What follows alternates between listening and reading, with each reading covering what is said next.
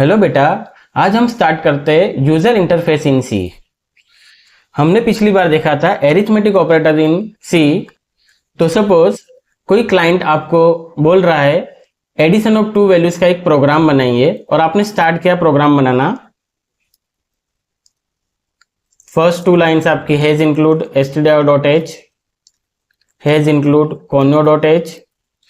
conio.h जो है वो अगर आप टर्बो C++ यूज कर रहे हो तो यूज करना, अगर आप विजुअल स्टूडियो कोड यूज कर रहे हो तो उसकी जरूरत नहीं पड़ेगी आपको। मेन फंक्शन से स्टार्ट किया आपने, मेन फंक्शन को क्लोज किया। अब 3 वेरिएबल लगेंगे क्योंकि 2 वैल्यूज को ऐड करना है, तो आपने यहाँ पे 3 वेरिएबल्स लिए a b c, clr scr।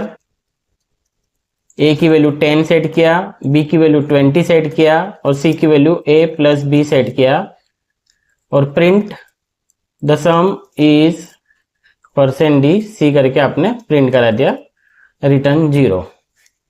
तो ये आपका एक प्रोग्राम बना जिसमें आपने 2 वैल्यूज को ऐड किया है। आपके क्लाइंट आपको ऐसा बोल रहे हैं कि मुझे 2 वैल्यूज को ऐड करने का एक प्रोग्राम बना के दो, और आपने ये प्रोग्राम बनाया। तो चलिए हम इसको टर्बो C++ में एक बार देखते हैं और इसका क्या आउटपुट आता है वो देखते हैं।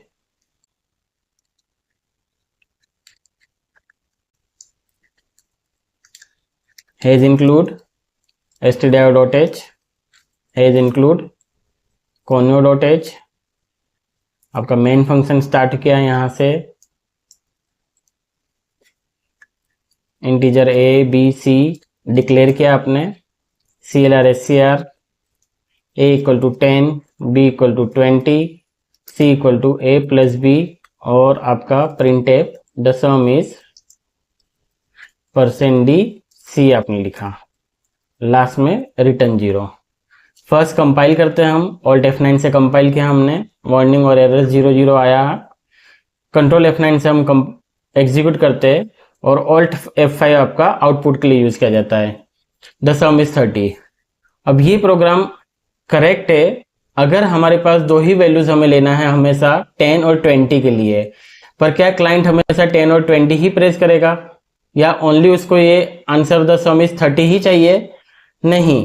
तो अब हम यहाँ पे क्या लाते हैं, यूजर इंटरफेस लाते हैं, जहां a और b की वैल्यू आपने जो कांस्टेंट रखी है उसकी जगह आपको यहाँ पूछना पड़ेगा यूजर से। तो हमने लिया यहाँ पे printf एंटर द नंबर।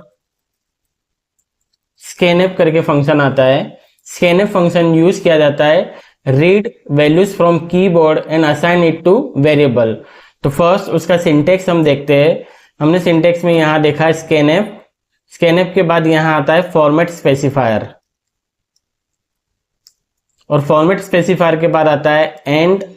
इसको एड्रेस ऑपरेटर कहा जाता है, और आपका वेरिएबल नेम। तो अगर मुझे इसको यूज करना है तो हम ऐसे लिखेंगे यहाँ पे scanf %d, क्योंकि a का डेटा टाइप इंटीजर है, comma address of a।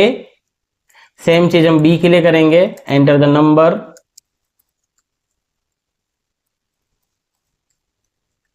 scanf %d %b। अब हम इसको कंपाइल करते हैं। कंपाइल करने के बाद एग्जीक्यूट करते हैं। एग्जीक्यूट में आप देखोगे यहाँ पे ये वेट कर रहा है आपके इनपुट के लिए। मैंने सपोज 12 प्रेस किया तो ये 12 वैल्यूज a को जाके असाइन होगी।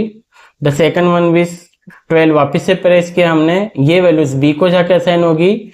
हमने एक लॉजिक लगाया है c = a + b, दोनों वैल्यूज को ऐड करेगा।